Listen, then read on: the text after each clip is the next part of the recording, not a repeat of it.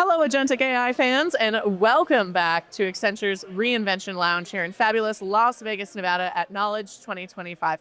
My name is Savannah Peterson. Very excited for this panel today with Dave and Dorit. Thank you both. Busy week, I know. Oh, very busy. Yes, very busy. Very busy week for ServiceNow. Dorit, I'm going to start with you since you were a first-time guest on the show, and we get to see Dave a fair bit.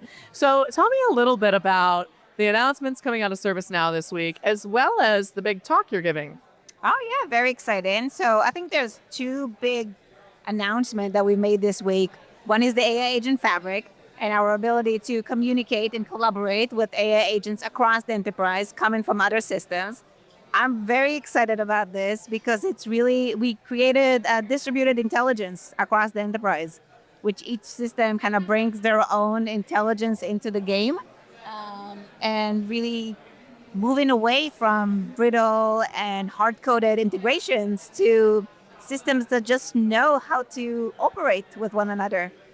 So that's one. And then the second one is the AI Control Tower. As we have thousands of AI agents running around in the enterprise, we want to make sure that our customers have a way to manage and control not just their AI agents, but all their AI assets, whether it's models or systems or integrations, be able to see what's going on, whether you created them in ServiceNow or outside of ServiceNow. So really targeting, C-suite, AI COE teams to have the governance and control over all the AI.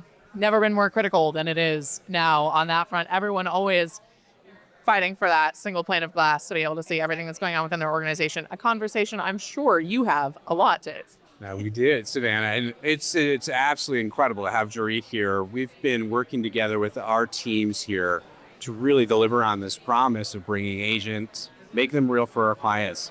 And Dorit's big announcement this week, she'll be on stage tomorrow. Hope everyone will be there. This whole topic of agent-to-agent collaboration is the next step to lead together on. And yeah, go ahead. I was just going to say, you have a term for this trusted agent collaboration, a trusted agent huddle, correct? Yes. Yeah. So in April, Accenture made a big announcement about the trusted agent huddle. Worked very close with Dorit, ServiceNow's core platform and partners of the huddle, leading the way with how we get agent-to-agent communication across platforms, multiple technology platforms, to really take advantage of all the investments that our customers have made in all of these platforms and all these technologies. And then also, as part of the big announcement, that Accenture is part of leading the way with the AI Agent Fabric. And Dorit and our teams are going to be working together already here to prove this out. And it's going to be another game changer for our clients. So how is it going to be a game changer? How is this going to change the way we work, Dorit? So if today we really have to have these hard-coded integrations where you have to fully understand how another system is working, what their API are, what's the data model, we're basically moving into this agentic communication where I don't have to fully understand what the other system is doing and can just hand over a task. Just like I can tell Dave, can you schedule a meeting with your chief AI officer? And the meeting is being scheduled. So it's a similar thing. We can just tell another system what we needed to accomplish. And as developers, we don't have to worry too much about how those different systems, so they can change the data model, they can change the API, but the integration still works. Nothing breaks on the back end just because you changed a light bulb. Exactly. It's a really important play within infrastructure. How important is that agility to your customers? I would imagine you have these conversations across partnerships. Dave, I'll ask you that. Yeah, it's top of mind right now because they're looking out to the future and the roadmaps. One of the conversations that we talk to them about is you have to do this in a very secure and seamless way, right? So that's the top of mind of seeing the power. But back to the investments they've made, they think they actually get even greater ROI on the investments already been made.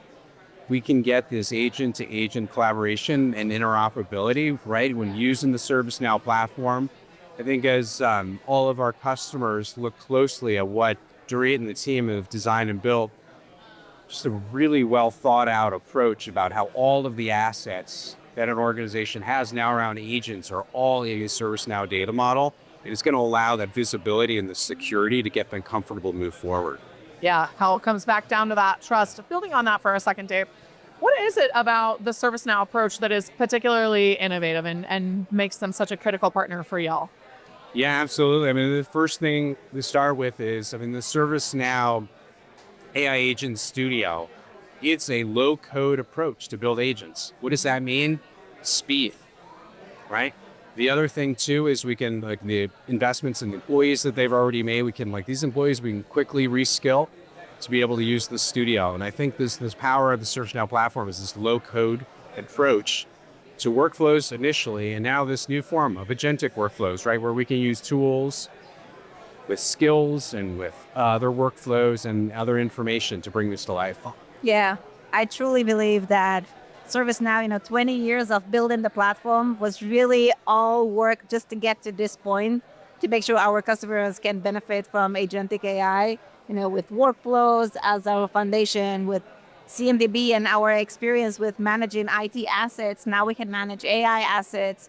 So it's really bringing all the underlying capabilities that we already have and just making advantage of this new technology and, providing benefits for our customers. Yeah, it's like the sprinkles on top of an already well-designed cupcake. Exactly. That just make it a little more exciting and a little more relevant for whatever trend is going on right now, or whatever solution that people need to build. So you talked about this being a 20-year moment in the making, so to speak. When exactly did the conversation, and this is a question for both of you because I'm super curious, when did the conversation shift from AI, which has been a longer term conversation, even though we've had the ChatGPT inflection point of browser-based adoption, but I know we've all been talking about AI for a little while. When did agentic become such a focal point? Dorit, I'll start with you. So exactly She a loves year this ago. question. I love this question because it was exactly a year ago. So I was standing on stage showing the future of AI and where ServiceNow is going. And I was presenting the autonomous AI assistant. Because at the time, talking about AI agents sound confusing because we have human agents, now we have AI agents. What does it mean? So we called it autonomous AI assistants. And it felt innovative. It felt like, something new. People wouldn't really grasp it. It felt like science fiction. And it's such a rewarding experience to be here a year after and actually see, AI agents everywhere, across every corner of the enterprise, and really being the future of work. Yeah, absolutely. And to a place where we have a lot of real world use cases and examples. Dave, I know you love sharing some. You want to give us some more? Yeah, I do. And I just want to comment as well. Yeah. Dorit has been working in the field of AI for how many years now? Oh, no, let's not. It's been a long time. But I remember talking to Dorit as we're looking to co-innovate on a number of things. Like, Dorit would say, you know what? She feels like she has one of the best jobs in the planet because she's leading the way with this. So I think that's worth sharing for absolutely viewers out there. Absolutely. So in terms of the use cases that are out there, we've talked about a number of them. And I think as we look ahead in particular to agent, our teams have started to take a look at looking at functions that maybe haven't initially thought about working together, like taking a marketing. We're going to have a big marketing campaign. But we do actually now need to go in and provision websites into the technology organization. We need to go get procurement approvals to run an event and do something like this. Those are just some of the examples. So those are all work in progress. When we're back here a year, we're going to be able to share even more about the results that are happening. But these are the kind of conversations we're having together as partners. What a fun conversation to be able to have. Go ahead, Dorit. No, I think it's really exciting. I think the partnership and the work that both companies are doing around AI agents really unlocks new use cases for us and for our customers. We've never thought about doing something with marketing, but all of a sudden, yes, of course we can do something with marketing and of course, vendor management and procurement and all those. Yes, now you can have AI agents doing that. So it's really exciting to have this partnership and those discussions. It is such a wonderful snowball effect when you start to realize, wait, we could apply this here, here, and here. Is there anywhere that really surprised you or delighted you that it's been rolled out in the organization so far, internally? I think for me, it's, and Dave kind of alluded for my many years of experience, but I've been in the enterprise software for many years. And I'm used to, it takes time, right, for enterprise customers to adopt a new technology. You usually wait 6 to 12 months before you start seeing new adopters. We actually saw new customers go into production less than a week after we released our AI agents. And that was Fraud within a week? yes, and not just one, several. And so that was kind of a moment was like, oh, this technology is really bigger than everything we think because it's not just changing work, it's changing how we're thinking about enterprise software and how much our customers are actually ready for this. Yeah, well, as Bill says, it's the iPhone for the enterprise, right? It is, yes. It's one of his favorite quotes. Yeah, that's really exciting. What about, have you been surprised by anything recently on the agentic side? Surprise. I think building about what Dorit had shared, I think one of the things too about enterprise software, we used to think about releasing a couple times a year. Now, just this speed and pace of expectation, like 10 to 12 times a year. So I just think back to this innovation, like Dorit mentioned, like we're covering new use cases we didn't think imagine. So I think that's to me, this like the level of innovation. We talk about innovation a lot, Savannah, but like this speed and pace, I feel like you can, in the halls here, feel the pace that people are moving around. Like we need to move and go faster. It is absolutely a velocity. You can feel it just in the energy too. Everyone, the curiosity and eagerness to learn rather than, oh, I'll figure that out later. No, I need to know now if I want to keep up. All right, one final question for you both. I'm gonna frame it a little bit different so you don't get the same question twice. What story do you hope to be able to tell? And this could be from your personal work day or from the team more broadly or the partnership. What story do you hope to be able to tell me next year, this time? You were talking 12 months ago earlier, so 12 months in the future. What are you going to tell me next year that you can't tell me today? Dorit, I'll start with you. So here's what I think will be, and my prediction, what I think will be the biggest story in Knowledge 2026.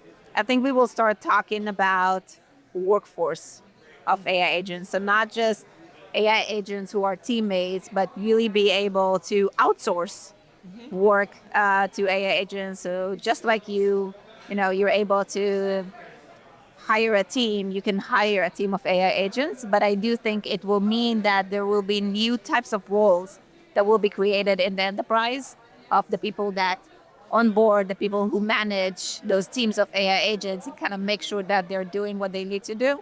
And so that I think is where the enterprise is going towards. Yeah, absolutely. What about, I love that. I think you're onto it. I love thinking of them as a team that is constantly hydrated and well-oiled and just is happy to work all the time and do all the messy things that but nobody with else. the security, with the governance, with the trust. Yes, exactly. Critical points. All right, Dave, what story are you going to be telling me? Yeah, a year from now, I actually hope this story that we tell you is told by our customers. So those on the front line. So instead of Dorit and I being up here, you'll have a couple of our customers up here sharing what happened, like how this technology is helping change ways of working, how they're driving new levels of innovation. So that's where we want to be in a year, Savannah. Well, you know how I feel about that, Dave. So I really look forward to telling those stories all the way from the executive to that frontline chair and really empowering people to feel confident and trust this revolution on the work side and how we reinvent work is going to benefit them across the board and our families and our friends. Dorit and Dave, thank you both so much. Thank you. Great to be here. Always a joy. Y'all are the best. And so are all of you, wherever you might be tuning in. We're in Las Vegas, Nevada, here in the Accenture Reinvention Lounge at Knowledge 2025. My name is Savannah Peterson. You're watching theCUBE, the leading source for enterprise tech news.